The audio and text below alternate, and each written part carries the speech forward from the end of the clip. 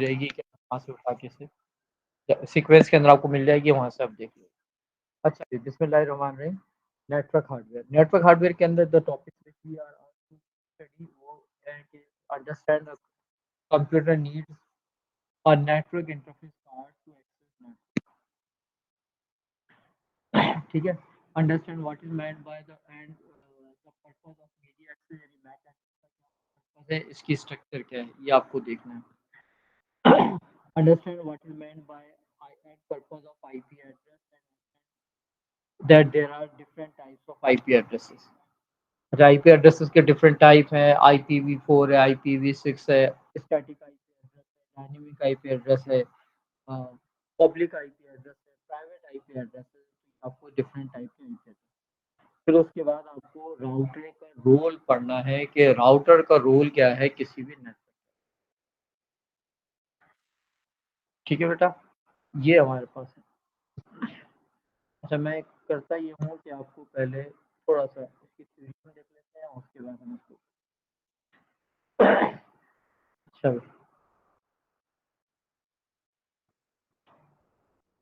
हुँ,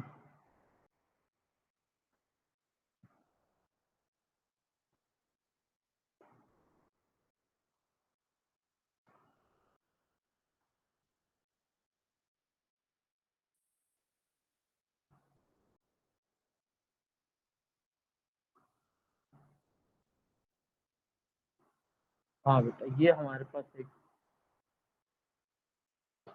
code.org की एक हमारे पास एक वीडियो है। ये वीडियो थोड़ा-सा हम देख लें तो हमारी को समझ में आएगा कि क्या कॉन्सेप्ट है नेटवर्क हार्डवेयर।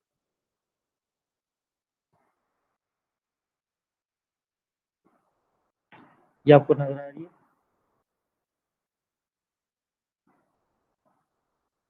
एक मिनट मैं इसको शेयर करता हूँ।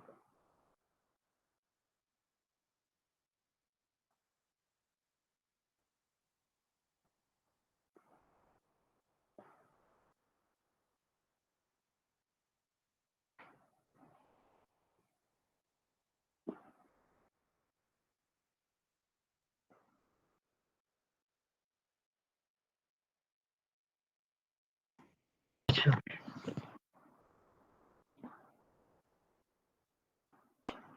ये code.org की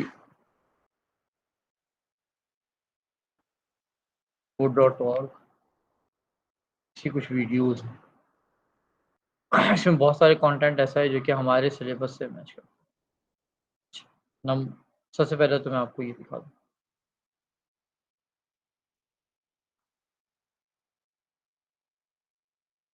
Billions.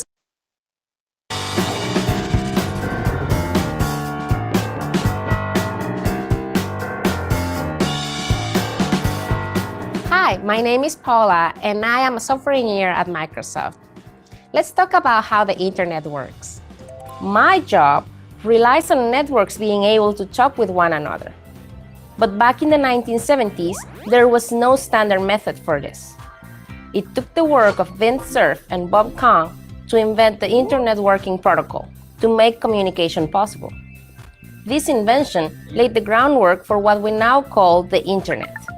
The Internet is a network of networks. It links billions of devices together all around the globe.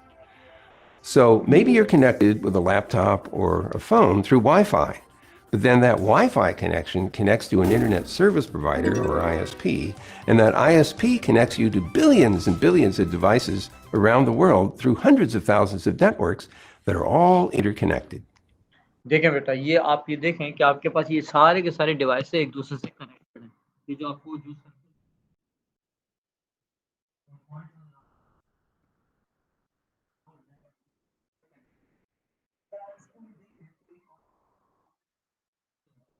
कि अगर आप एक डिवाइस से दूसरे डिवाइस को डेटा सेंड करना चाहते हैं तो there is no not a single path जिसके थ्रू आप डेटा को ट्रांसमिट कर सकते हैं। आपके पास मल्टीपल पाथ है जिसके थ्रू आप डेटा को ट्रांसमिट कर सकते हैं। ये जो पाथ है हमारे पास राउट और इन रूट्स के ऊपर डेटा सेंड करने डिवाइस हमें फाइंड करना होता है। इस डिवाइस को हम कहते हैं राउटर। एक बात आपको याद रखनी है कि वो डिवाइसेस के बीच में जो कम्युनिकेशन आप कर रहे हो उसके लिए आपके पास ये कोई एक सिंगल आपके पास रूल नहीं है जैसे आपको डेटा सेंड करना है, आप मल्टीपल रूट्स को यूज करते हुए डेटा को सेंड कर सकते हैं। ये बात आपको अपने ध्यान में रखनी है, अभी थोड़ी देर बाद हमें इसकी नीड होगी। One thing that most people do not appreciate is that the internet is really a design philosophy and an architecture expressed in a set of protocols. A protocol is a well-known set of rules and standards that have all internet क्या है, ये एक architecture, एक infrastructure, ये बात आपको याद रखनी है। जब आपके पास क्वेश्चन आता है कि आपको डिफरेंशिएट करना होता है इंटरनेट और वर्ल्ड वाइड वेब, तो ये बात आपको याद रखनी है कि इंटरनेट जो है ये एक इंफ्रास्ट्रक्चर है, ये एक आर्किटेक्चर all है। parties agree to use it will allow them to communicate without trouble. How the internet actually physically works is less important than the fact that this design philosophy has allowed the internet to adapt and absorb new communication technologies. This is because in order for a new technology to use the internet in some fashion, it just needs to know which protocols to work with. All the different devices on the internet have unique addresses. An address on the internet is just a number, similar to a phone number or a sort of street address that's unique to each computer or device at the edge of the network. ठीक है, हमारे पास जो internet different device को हम connect करने के लिए, different telephones को, मोबाइल्स को कनेक्ट करने के लिए हमारे पास मोबाइल नंबर होते हैं। इसी तरह डिवाइसेस को कनेक्ट करने के लिए we use some numbers, these numbers which are used over internet are known as internet protocol addresses. ठीक है, ये एड्रेस है डिवाइस का, ये लोकेशन ऑफ द डिवाइस है। ये हमारे पास दो टाइप के हैं। हमने देखा कि हमारे सिलेबस के अंदर है कि हमें देखना है कि how many types of IP addresses are there. तो ये दो टाइप के हमारे पास आईपी एड्रेसेस आएंगे, और भी टाइप्स आएंगे ये भी। एक टाइप है जिसके अंदर we have 32 bit of IP addresses. ये 32 बिट का आईपी एड्रेस को हम 8 बिट के ग्रुप में डिवाइड करते हैं, और जब 8 बिट को डिनरी में कन्वर्ट करते हैं तो इसकी रेंज बनती है 0 से 255। तो आप ये देखें यहाँ पे लिखा है 192.121.64.11। ये देखें 0 से 255 की रेंज में हर ग्रुप है। 4 ग्रुप हैं, हर एक ग्रुप 8 बिट का है, तो अगर 4 ग्रुप बनते हैं तो वहाँ पर 32 बिट बनते हैं। ठीक है, और हर एक ग्रुप की नंबर्स की रेंज 0 से 255। This is similar to how most homes and businesses have a mailing address. You don't need to know a person to send them a letter in the mail, but you do need to know their address and how to write the address properly so the letter can be carried by the mail system to its destination. The addressing system for computers on the internet is similar, and it forms part of one of the most important protocols used in internet communication, simply called the Internet Protocol or IP. अच्छा, जब protocol की हम बात करते हैं तो protocol is basically set of rule, set of decided rule. जब आपको दो लोगों को कम्युनिकेट करना होता है तो कुछ रूल्स डिसाइड करने होते हैं कि हम कम्युनिकेट क्या करेंगे, हम किस लैंग्वेज के अंदर कम्युनिकेट कर रहे होंगे। हाँ, ये हम एक रूल डिसाइड कर लेते हैं। हाँ, कुछ हम जैसे आप अगर क्या कहते हैं उसको, वायरलेस होता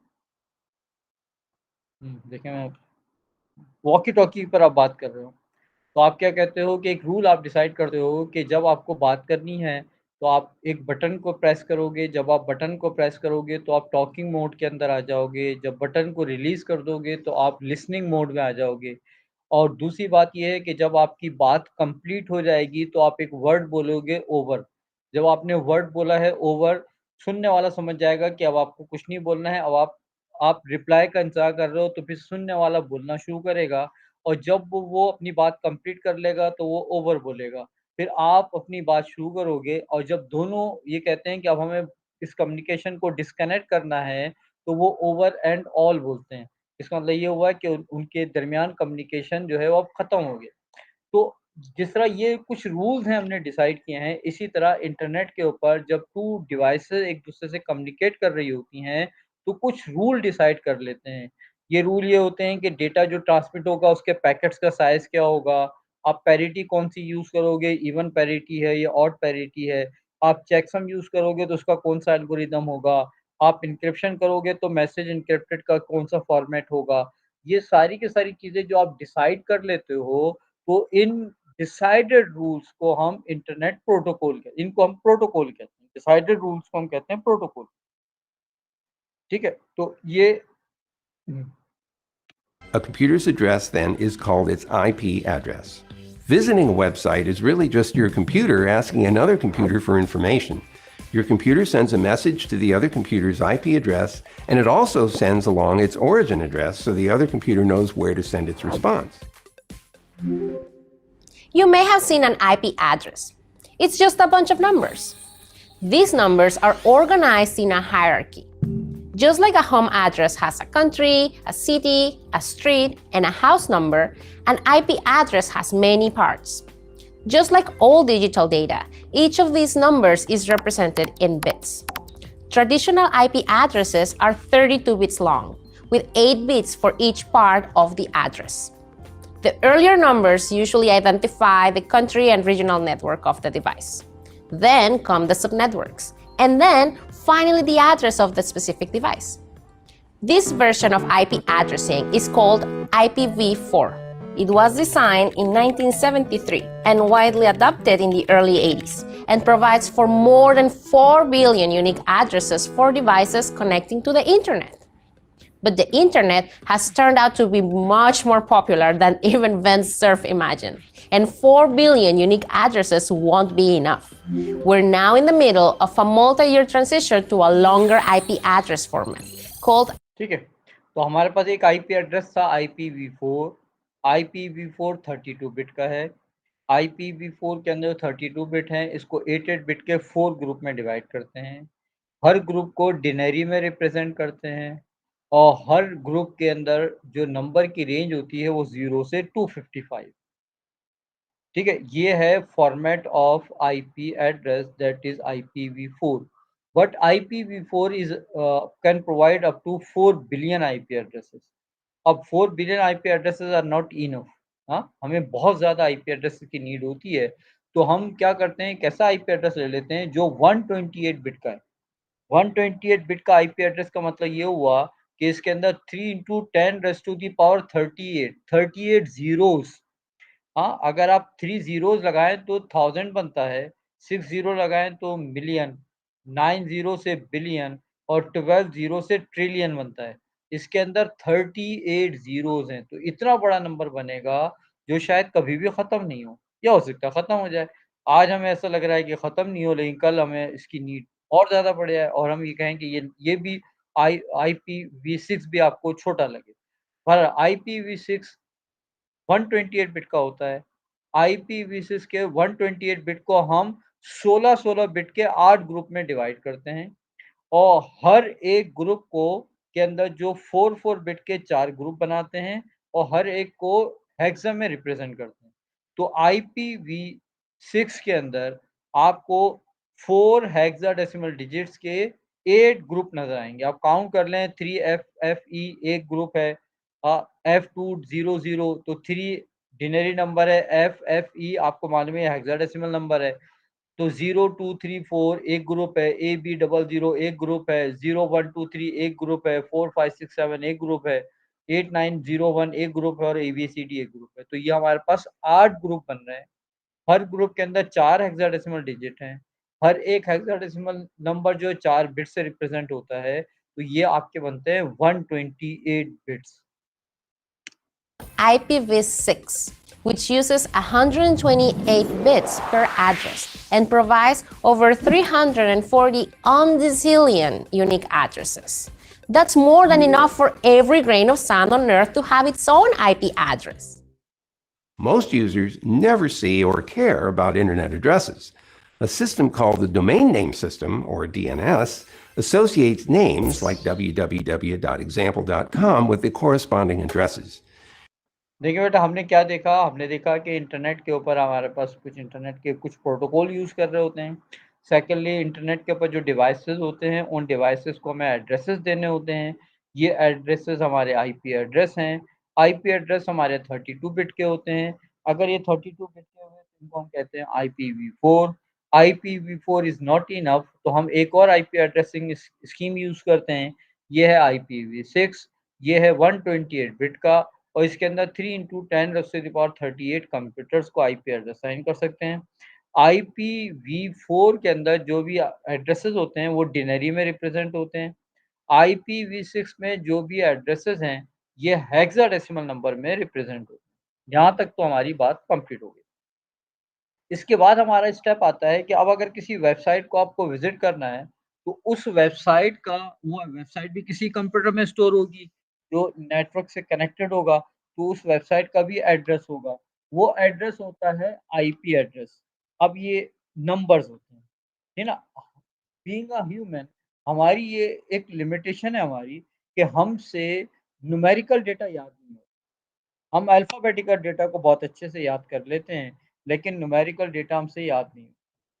यही वजह है कि हम अपने मोबाइल के अंदर जो अपने दोस्तों के, अपने रिश्तेदारों के टेलीफ़ोन नंबर स्टोर कर रहे होते हैं, तो उसके साथ-साथ हम क्या करते हैं, उनका नाम भी लिख लेते हैं। अगर आपके मोबाइल के अंदर जो टेलीफ़ोन नंबर्स हैं, इनको एक प्रिंट आउट निकालें और निकाल के आपके सामने रखें, आपसे कहें कि आइडेंटिफ़ाई करो कौन-सा नंबर किसका है, तो हो सकता है आप 2-4 नंबर को आइडेंटिफ़ाई कर लो, लेकिन मोस्ट ऑफ द नंबर्स को आप आइडेंटिफ़ाई नहीं कर पाओगे। इसकी रीज़न ये है कि हमारे लिए न्यूमेरिकल डेटा को रीड करना, उसको मेमोराइज़ करना, इवन उसको रिकॉग्नाइज़ करना, ये बहुत ज़्यादा मुश्किल होता है। हमसे रिकॉग्नाइज़ भी नहीं हो पाता। तो इन नंबर्स को अपने लिए ईज़ी टू रिकॉग्नाइज़ बनाने के लिए हम नंबर के साथ-साथ नाम भी स्टोर कर लेते हैं, जो कि एक अल्फ़ाबेटिकल होता है। उससे हमें एडवांटेज होता है कि हम रिकॉग्नाइज़ कर लेते हैं। अब इसी तरह अगर हम जितने भी कंप्यूटर इस दुनिया में हैं, उन सारे कंप्यूटर्स को एक्सेस करने के लिए हमें यूज़ करना होता है आईपी एड्रेस। तो आईपी एड्रेस तो हमसे याद ही नहीं होते हैं। तो हम क्या करते हैं कि हर कंप्यूटर को जिसके अंदर कोई वेबसाइट स्टोर की हुई है, उसको कोई नाम दे देते हैं, अल्फ़ाबेटिकल नाम। इस नाम को हम उस वेबसाइट का नाम या डोमेन नेम कहते हैं। तो मैंने अपनी वेबसाइट का नाम रखा है inqilabpatel.com। ऐसे ही जियो.टीवी हो गया, बीबीसी हो गया, ci.org.uk हो गया, है ना? csn.edu.pk हो गया। इस तरह हम क्या करते हैं, नाम रख देते हैं अल्फ़ाबेटिकल। लेकिन प्रॉब्लम ये है कि कंप्यूटर्स को एक्सेस करने के लिए आपको आईपी एड्रेस चाहिए होता है। फिर हम क्या करते हैं कि कुछ कंप्यूटर्स बनाते हैं। ये कंप्यूटर अपने पास एक डेटाबेस मेंटेन करते हैं।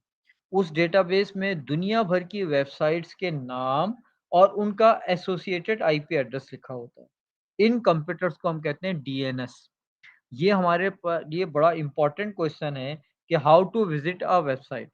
वेबसाइट को विजिट करने का मेथड ये है कि आप यूआरएल लिखते हो वेब ब्राउज़र में, वो यूआरएल या डोमेन नेम जाता है डीएनएस सर्वर के पास, वो लुकअप करता है उसका आईपी एड्रेस, अगर उसको नहीं मिलता है तो दूसरे से पूछता है, हाँ? और अगर मिल जाता है तो वो आपको सेंड कर देता है, नहीं मिलता है तो स्क्रीन पे एक मैसेज डिस्प्ले कर देता है कि वेबसाइट नॉट फाउंड, एरर 404। फिर वो आईपी एड्रेस आपके ब्राउज़र के पास आता है, ब्राउज़र उस आईपी एड्रेस के कंप्यूटर से कनेक्ट होता है, उसको रिक्वेस्ट सेंड करता है, वो उसका रिस्पॉन्स देता है in the form of HTML data. फिर आपका ब्राउज़र उस एचटीएमएल डेटा को वेब पेज में कन्वर्ट करके स्क्रीन पे डिस्प्ले करता है। यही बात कह Your रहे हैं। computer uses the DNS to look up domain names and get the associated IP address, which is used to connect your computer to the destination on the internet. And it goes a little something like this. Hey, hi there. I want to go to www.code.org. Yeah, I don't know the IP address for that domain. Let me ask around. Hey, they know how to get to code.org? Yeah, I got it right here. It's 174.129.14.120. Oh, okay, great, thanks. Yeah, I'm gonna write that down and save it for later in case I need it. Hey, here's that address you wanted. Awesome, thank you. ठीक है, तो ये आपको ये याद रखना है कि आप वेबसाइट को कैसे विज़िट करते हैं। वेबसाइट को विज़िट करने का मेथड क्या होता है कि पहले आप उस वेबसाइट का यूआरएल लिखते हो या उस वेबसाइट के लिंक पर क्लिक करते हो। वो यूआरएल जाता है आपके डीएनएस सर्वर के पास, वो उसका एसोसिएटेड आईपी एड्रेस ढूँढता है, वो आईपी एड्रेस सेंड करता है आपके ब्राउज़र को, फिर ब्राउज़र उस आईपी एड्रेस के कंप्यूटर को रिक्वेस्ट सेंड करता है और वो एचटीएमएल डेटा सेंड करता है आपके कंप्यूटर को, फिर आपका ब्राउज़र उस एचटीएमएल डेटा को वेब पेज में कन्वर्ट करके स्क्रीन पे डिस्प्ले करता है। So how do we design a system for billions of devices to find any one of billions of different websites? There is no way one DNS server can handle all the requests from all devices. The answer is that DNS servers are connected in a distributed hierarchy and are divided into zones, splitting up responsibility for the major domains, such as .org, .com, .net, etc. DNS was originally created to be an open and public communication protocol for government and educational institutions. Because of its openness, DNS is susceptible to cyber attacks. An example attack is DNS spoofing. That's when a hacker taps into a DNS server and changes it to match a domain name with the wrong IP address. This lets the attacker send people to an imposter website. If this happens to you, you are vulnerable for more problems because you are using that fake website as if it is real. अच्छा, यहाँ पे इन्होंने इसको बोला है DNS spoofing. हमारे syllabus में इसको बोलते हैं फार्मिंग। फार्मिंग के अंदर क्या होता है कि यूजर सही वेबसाइट का नाम लिखता है, लेकिन ये रिक्वेस्ट जब जाती है डीएनएस सर्वर के पास, तो डीएनएस सर्वर पहले से ही जो है वो हैक्ड होता है और वो क्या करता है, आपको फेक वेबसाइट का आईपी एड्रेस सेंड कर देता है। फिर आपका ब्राउजर उस फेक वेबसाइट को रिक्वेस्ट सेंड करता है डेटा सेंड करने का, और वो डेटा सेंड कर देता है आपके ब्राउजर को और वो स्क्रीन पे डिस्प्ले करता है। अब यहाँ पर यूजर ये सोचता है कि मैंने तो वेबसाइट का नाम खुद लिखा है, तो जो मेरे सामने वेबसाइट डिस्प्ले हो रही होगी ये ओरिजिनल वेबसाइट होगी, लेकिन वो ओरिजिनल नहीं होती है। और जब आप उसमें अपना आईपी एड्रेस, अपना आईडी और पासवर्ड लिखते हैं, तो वो आईडी और पासवर्ड आपके हैकर के पास चले जाता है। इसको हम कहते हैं फार्मिंग। यहाँ इन्होंने डीएनएस स्पूफिंग का वर्ड यूज किया है। The internet is huge and getting bigger every day, but the domain name system and internet protocol are designed to scale, no matter how much the internet grows. ठीक है बेटा, यहाँ तक बात समझ में आई है। ये तो हो गया आपका आईपी एड्रेसेस। ठीक है, आईपी एड्रेसेस हमारे लिए बहुत ज़्यादा इम्पोर्टेंट है। फिर उसके बाद हमारे पास एक सेक्शन आता है और वो आता है routers. The song plays perfectly. Introducing your new best friend TC.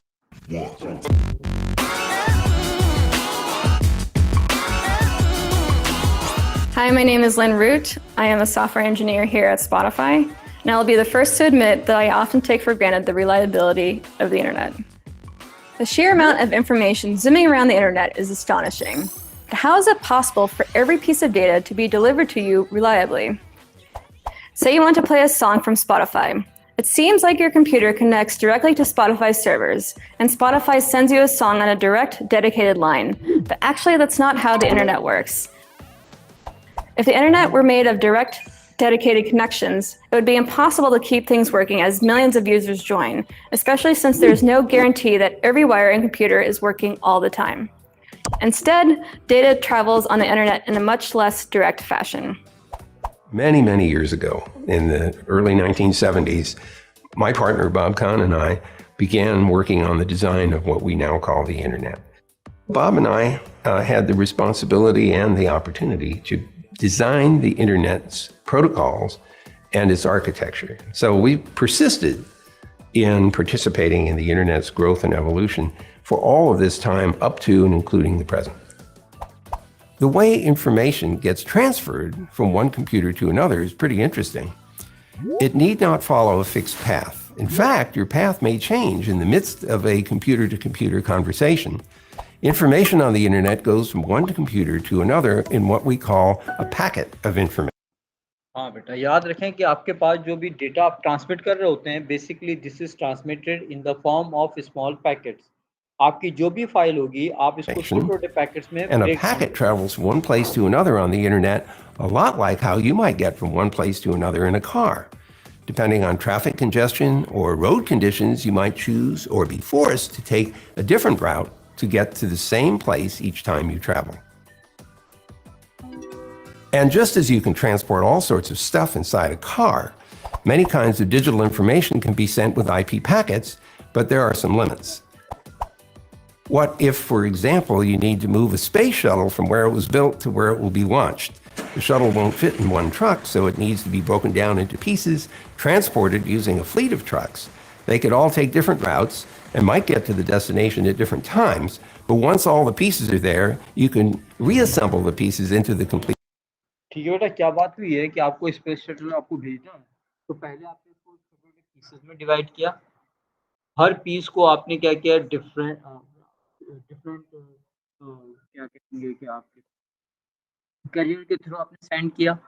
अच्छा, अब ये नेसेसरी नहीं है कि हर पीस जो है वो एक ही रूट से आए, हर पीस अलग-अलग रूट से आएगा, हो सकता है सेम रूट से भी आ जाए।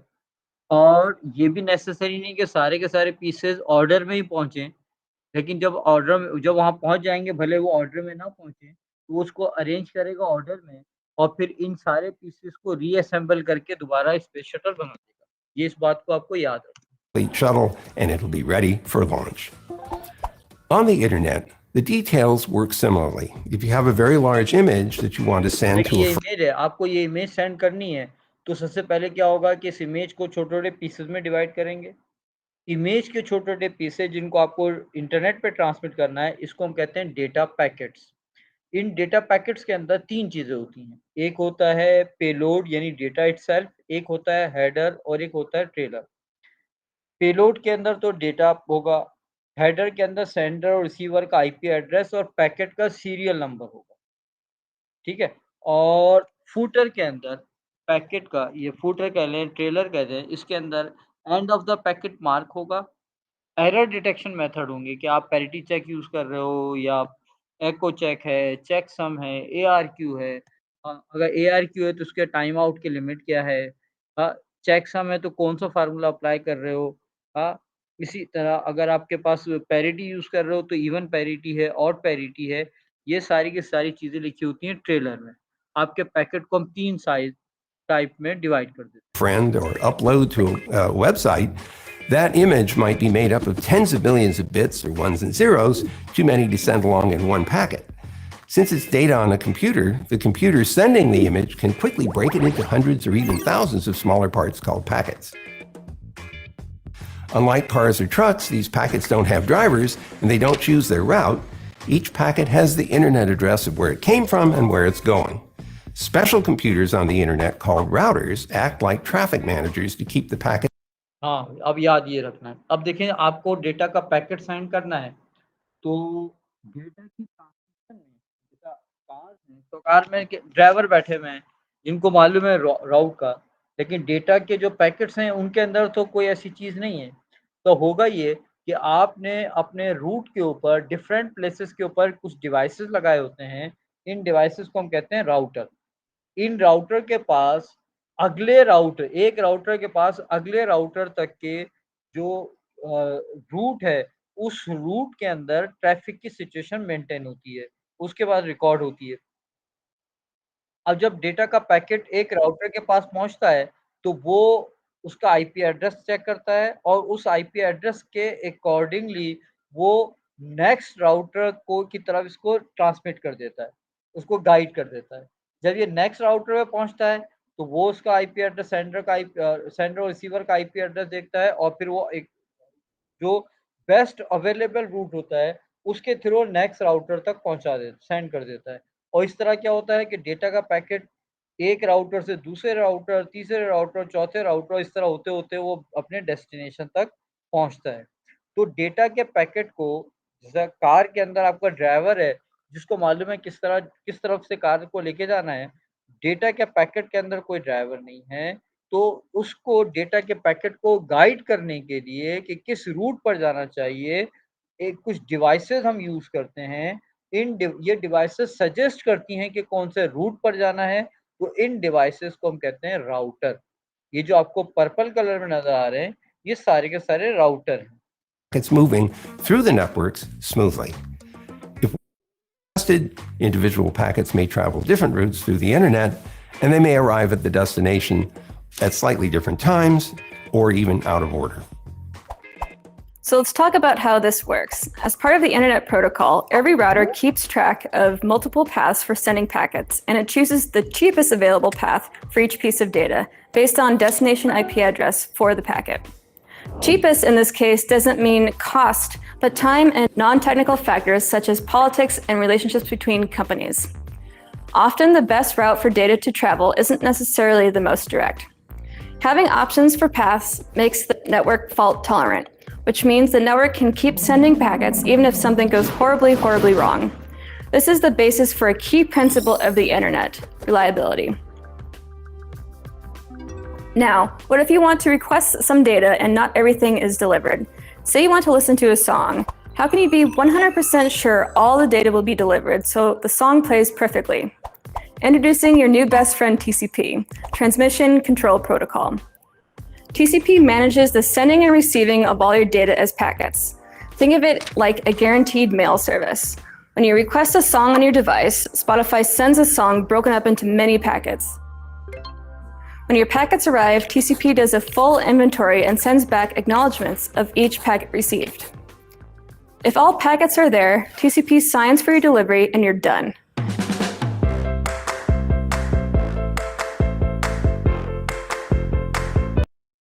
If TCP finds some packets are missing, it won't sign. Otherwise, your song wouldn't sound as good, or portions of the song could be missing. For each missing or incomplete packet, Spotify will resend them. Once TCP verifies the delivery of many packets for that one song request, your song will start to play. What's great about the TCP and router systems is they're scalable. They can work with 8 devices or 8 billion devices. In fact, because of these principles of fault tolerance and redundancy, the more routers we add, the more reliable the internet becomes.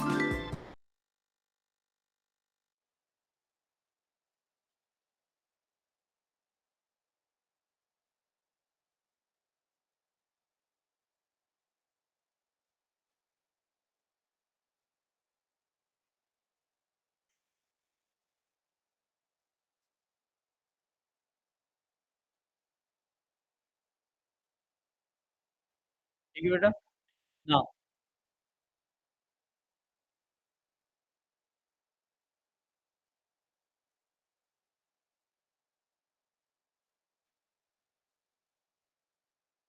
हाँ तो देखिए भाई हमारे पास syllabus में क्या था हमने पहले भी देखा सिलेबस के अंदर सिलेबस में हमारे पास है कि understand computer network interface card अगर आपके पास नेटवर्क इंटरफेस कार्ड नहीं होगा तो आप अपने डिवाइस को नेटवर्क पर कनेक्ट नहीं कर सकते हाँ जैसे आप देखें आप किसी भी जगह जाते हैं आपको इंटरनेट चाहिए होता है तो उनसे पूछते हैं वाईफाई का पासवर्ड क्या है अच्छा बेसिकली आपके डिवाइसेस के अंदर वाईफाई का नेटवर्क इंटरफेस कार्ड है अगर आपके पास वाईफाई का नेटवर्क इंटरफेस कार्ड नहीं हो तो आप अपने कंप्यूटर को वाईफाई के नेटवर्क से कनेक्ट नहीं कर सकते इसी तरह आप ब्लूटूथ कर रहे होते हैं इंफ्रारेड कर रहे होते हैं तो इसी तरह इनके भी क्या होते हैं हमारे पास नेटवर्क इंटरफेस कार्ड होते हैं इन नेटवर्क इंटरफेस कार्ड के थ्रू ही आप अपना डेटा सेंड और रिसीव करते हैं तो ये हमारे पास क्या है नेटवर्क इंटरफेस कार्ड फिर उसके बाद understand what is meant by and the purpose of MAC address MAC address क्या होता है मैक एड्रेस जो है ये बेसिकली एड्रेस है डिवाइसेस ओवर नेटवर्क अच्छा मैक एड्रेस की बात मैक एड्रेस को समझ लें कि मैक एड्रेस क्या होता है और कैसे काम करता है मैक एड्रेस को हम कहते हैं कि ये है मीडिया एक्सेस कंट्रोल एड्रेस अच्छा जिस तरह मैक एड्रेस की खास बात ये है कि ये 48 बिट का मतलब 281 billion computer MAC address 281 billion हाँ दुनिया की पॉपुलेशन 78 बिलियन है ये 281 बिलियन डिवाइसेस को आप नेटवर्क असाइन कर सकते हैं अच्छा ये 48 बिट का जो मैक एड्रेस है इसको हम 4 बिट के 12 ग्रुप में डिवाइड करते हैं ठीक है और हर ग्रुप को हम हेक्साडेसिमल में रिप्रेजेंट करते हैं तो ये 12 सॉरी 4 बिट के 12 ग्रुप में डिवाइड कर देते हैं और हर ग्रुप को हेक्साडेसिमल में रिप्रेजेंट करते हैं। तो 48 बिट 12 हेक्सा डिजिट में डिवाइड होता है।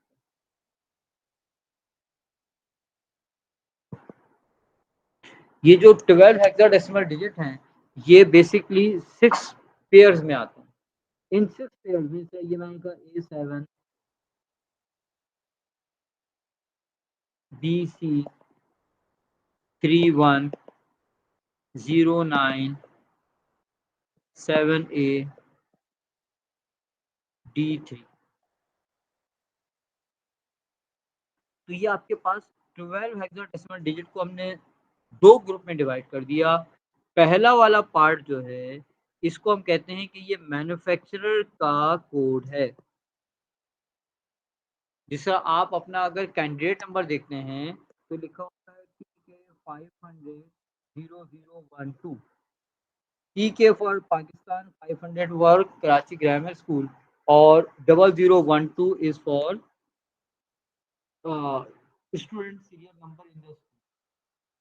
जैसे अगर हम ये लिखते हैं कि PK 5470123, तो PK for Pakistan 547 is the city school PF chapter and 0123 is your serial number in the school। तो ये आपका जो कैंडिडेट नंबर है इस कैंडिडेट नंबर को हम 2 ग्रुप में डिवाइड कर सकते हैं। एक के अंदर कैंडिडेट का नंबर होता है और दूसरे के अंदर स्कूल का कोड होता है। इसी तरह आपके पास ये जो हेक्साडेसिमल नंबर्स के अंदर आपने मैक एड्रेसेस को लिखा हुआ है इसको 2 ग्रुप में डिवाइड कर देते हैं। इसका पहला वाला पार्ट मैन्युफैक्चरर के कोड को रिप्रेजेंट कर रहा है और दूसरा वाला पार्ट जो है प्रोडक्ट के सीरियल नंबर।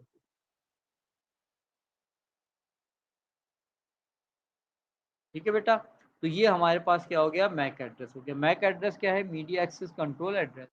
हाँ, ये unique identification of network device है।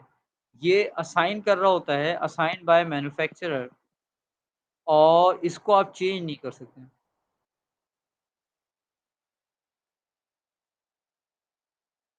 Can't be change.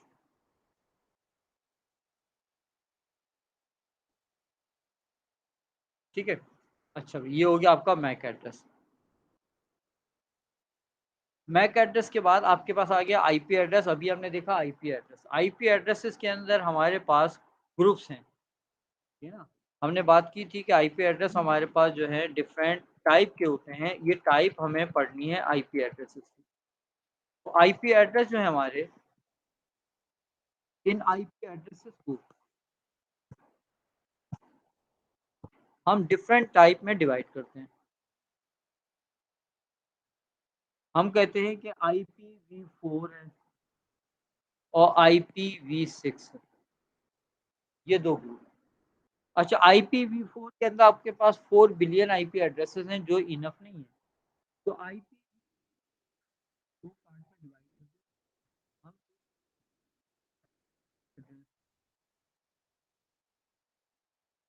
और एक को हम कहते हैं डायनेमिक।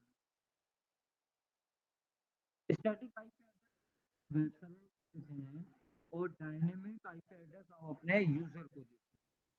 जैसे आप इंटरनेट से कनेक्ट होगे तो आपको एक आईपी एड्रेस मिल जाएगा। ये आईपी एड्रेस आपको टेम्पररी है, ठीक है। आप इंटरनेट से जैसे ही डिस्कनेक्ट हो गए, ये आईपी एड्रेस जो है वो अवेलेबल हो जाएगा फॉर अदर डिवाइसेस। और हो सकता है कि दूसरा डिवाइस जब आपके डिस्कनेक्ट हुए उसके बाद कोई दूसरा डिवाइस कनेक्ट हो, तो हो सकता है ये आईपी एड्रेस उसको, आप दोबारा इंटरनेट से कनेक्ट होगे तो आपको एक और आईपी एड्रेस मिलेगा, और वो नेसेसरी नहीं है कि वो वही आईपी एड्रेस हो जो आपको पहले मिला था। तो हम ये कहते हैं कि ये आईपी एड्रेस जो है, dynamic IP address continuously change होते रहते हैं। ये आपको एक सेशन के लिए मिलता है, जब तक आप इंटरनेट से कनेक्टेड रहोगे ये आईपी एड्रेस आपको अवेलेबल होगा। जैसे ही आप डिस्कनेक्ट होगे तो वो आईपी एड्रेस किसी दूसरे को मिल जाएगा। ये आपके पास आईपी एड्रेसेस की 2 टाइप हैं, स्टैटिक और डायनेमिक। फिर आईपी एड्रेसेस के हम फर्दर 2 ग्रुप बनाते हैं। एक को हम कहते हैं, ये पब्लिक आईपी नोन होता है। कोई भी शख्स आईपी एड्रेसेस के थ्रू आपसे कम्युनिकेट कर सकता है, लेकिन ये आईपी एड्रेसेस जो है ये हैकिंग तो हम एक दूसरे आईपी एड्रेस कहते हैं private IP address. Private IP address एक नेटवर्क के इनसाइड कम्युनिकेशन में यूज होते हैं, आउटसाइड द नेटवर्क ये यूज नहीं होते। तो हम ये कह सकते हैं कि आईपी एड्रेसेस अगर टाइप की बात करें तो यहाँ पर IPv4 है, IPv6 है। IPv4 की टाइप की बात करें तो इसके अंदर स्टैटिक भी है और डायनेमिक भी है, और IPv4 के अंदर बात करें तो इसके अंदर पब्लिक भी है और प्राइवेट आईपी एड्रेसेस भी है। तो ये आपके पास आईपी एड्रेसेस का टॉपिक है, ठीक है भाई। फिर उसके बाद रोल ऑफ राउटर हमने देख लिया कि राउटर का काम क्या है। अब देखिए ये क्वेश्चन आपके पास एग्जाम में आया है, ये SOW जो लिखा हुआ है क्वेश्चन के अंदर, इसका मतलब ये है कि क्वेश्चन मैंने स्कीम ऑफ वर्क से लिया है। स्कीम ऑफ वर्क एक डॉक्यूमेंट होती है जो टीचर्स को इशू की जाती है और टीचर को कहा जाता है कि जब आप बच्चे को प्रैक्टिस करवाएं तो इन क्वेश्चंस की जरूर प्रैक्टिस करवाएं। तो ये मैंने स्कीम ऑफ वर्क से ये क्वेश्चंस लिए हैं जिनके लिए आपके कैम्ब्रिज ने सजेस्ट किया है कि इन क्वेश्चंस की आपको प्रैक्टिस करनी है, ठीक है। अब ये क्या कह रहा है कि क्वेश्चन बेसिकली जून 19 के अंदर सेट हुआ था। ये 12th की है।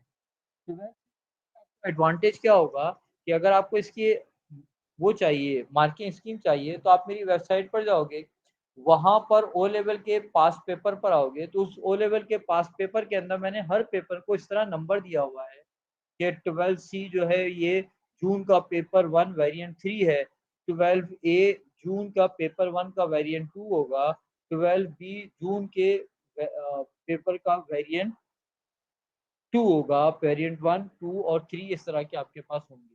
हाँ, ABC ये शो कर रहा है कि वेरिएंट 1 है, 2 है या 3 है। अच्छा, अब पहला क्वेश्चन क्या है? अच्छा, क्वेश्चन के अंदर आपको क्वेश्चन को रीड करना है। एग्जामिनर की रिपोर्ट जब हम पढ़ते हैं तो मोस्टली एग्जामिनर यही कंप्लेन करता है कि student has attempted question without properly reading it.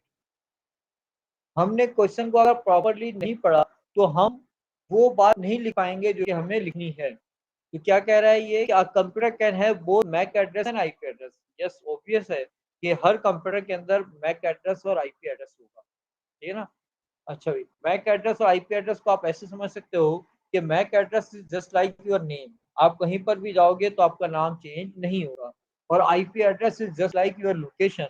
आप स्कूल में होगे तो स्कूल की लोकेशन आ रही होगी, आप कॉलेज में हो तो कॉलेज की लोकेशन आ रही होगी, आप घर में हो तो घर की लोकेशन आ रही होगी, ठीक है भाई। अच्छा, ये हमारे पास MAC एड्रेस और IP एड्रेस। अब आप कह रहा है कि 4 स्टेटमेंट लिखे हुए हैं, आपको इनको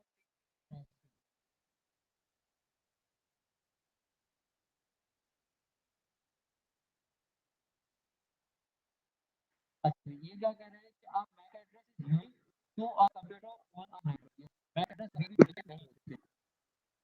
Once an IP address has been set, it cannot be changed. हाँ, चेंज अगर स्टैटिक IP एड्रेस है तो वो चेंज। तो यहाँ पर इन्होंने जनरलाइज क्वेश्चन किया है, तो जनरलाइज क्वेश्चन का जनरलाइज आंसर होगा कि IP एड्रेस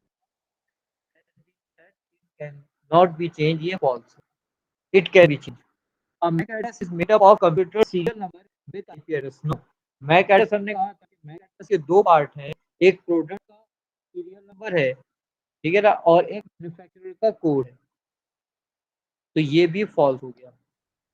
फिर if a computer does not have an IP address, it cannot communicate with another device using the internet. Yes है।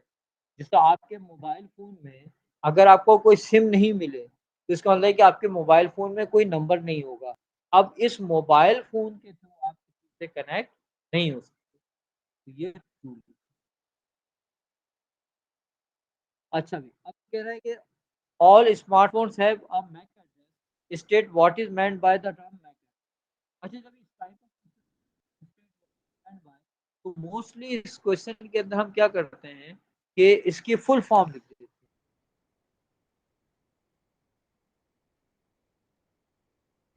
जैसा मैक का access, media access control and MAC address हमने देखा था कि 40 का होता है, 12 हेक्साडेसिमल डिजिट में रिप्रेजेंट।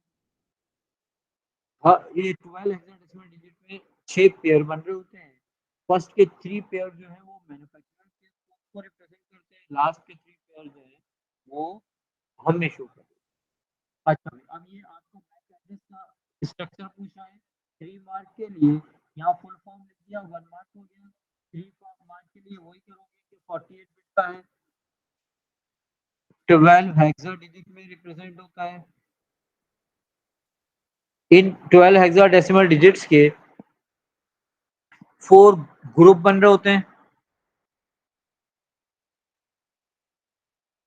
ठीक है। और ये हर ग्रुप के अंदर जो नंबर्स हैं 12 हेक्साडेसिमल डिजिट के 4 नहीं 6 पेयर बनेंगे, ठीक है। फर्स्ट 6 पेयर जो है मैन्युफैक्चरिंग और लास्ट 6 जो है वो प्रोडक्ट के सीरियल नंबर, मैन्युफैक्चरर कोड होगा और प्रोडक्ट का सीरियल नंबर।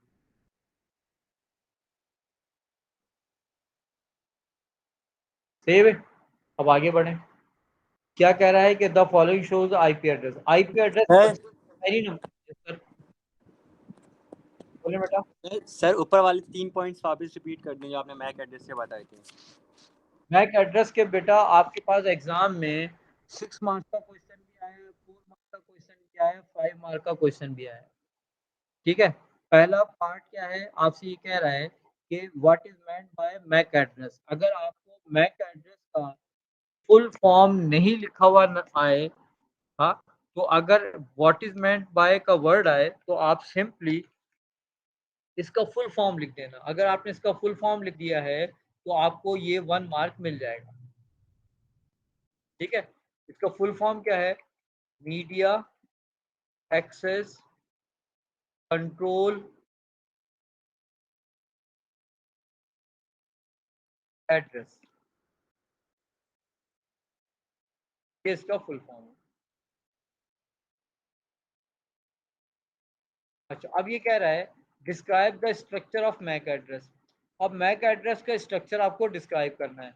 मैक एड्रेस के स्ट्रक्चर को डिस्क्राइब करने के लिए कैसे आप डिस्क्राइब करोगे, आप लिखोगे कि मैक एड्रेस 48 बिट का है,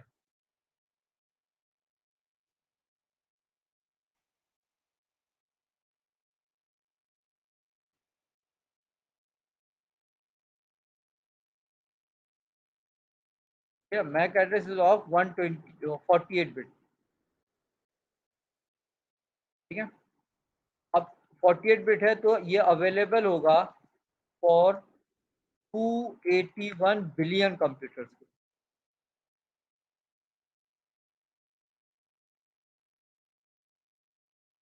ठीक है, एक बात तो ये हो गई। ये 48 बिट जो हैं ये रिप्रेजेंट होते हैं, 48 bits are represented in 12 hexadecimal digits.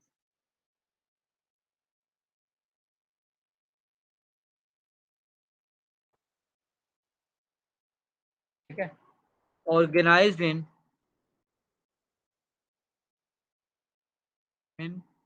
6 pairs. ये 6 पेयर्स के अंदर क्या होते हैं, ऑर्गेनाइज्ड होते हैं। अच्छा, first 3 pairs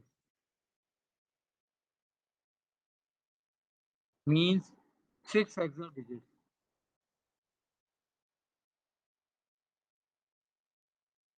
are for manufacturer serial number,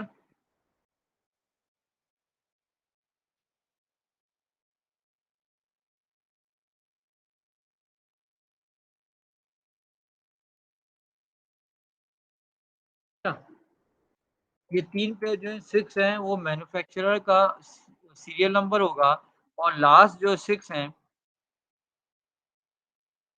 last 3 pairs यानी 6 हेक्सा डिजिट्स,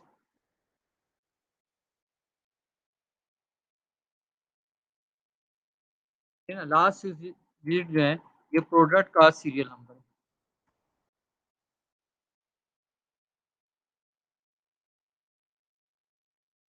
ठीक है बेटा।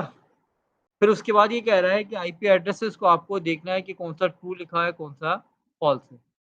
पहली बात तो ये कह रहा है कि IP address consist of any digits, any number of digits, नहीं ऐसा नहीं है, और separated by single hexadecimal, single dot नहीं, आपके पास जो है वो, जैसा मैं एक आईपी एड्रेस लिख रहा हूँ 75.90.30.20, ठीक है। तो अब इसके अंदर देखें, सिंगल डॉट नहीं है, 3 डॉट है, और हर एक की रेंज जो है ये 0 से 255 तक की है, ठीक है। तो क्या बोल रहा है ये कि each number in an IP address can range from 0 to 255, बिल्कुल करेक्ट है।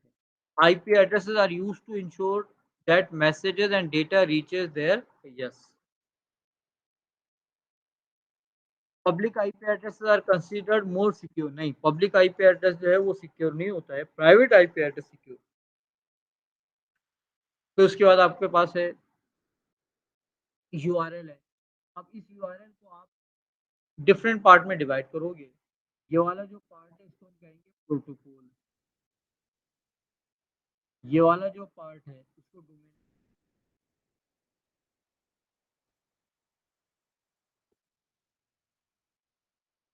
और ठीक है, नहीं मैं क्या लिख दिया, हाँ बेटा, क्या है, HTTP ये प्रोटोकॉल है, ci.org.uk डोमेन नेम है, कंप्यूटर साइंस .html ये आपका फाइल है,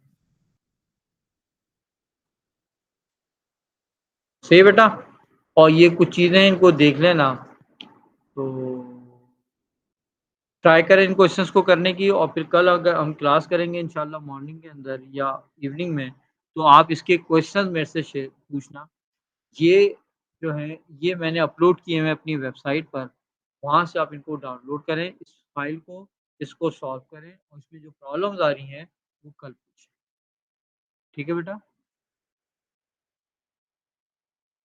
हेलो, ये आज के लिए इतना काफ़ी है, इंशाल्लाह कल हम इसको करेंगे। ओके, अल्लाह हाफिज़।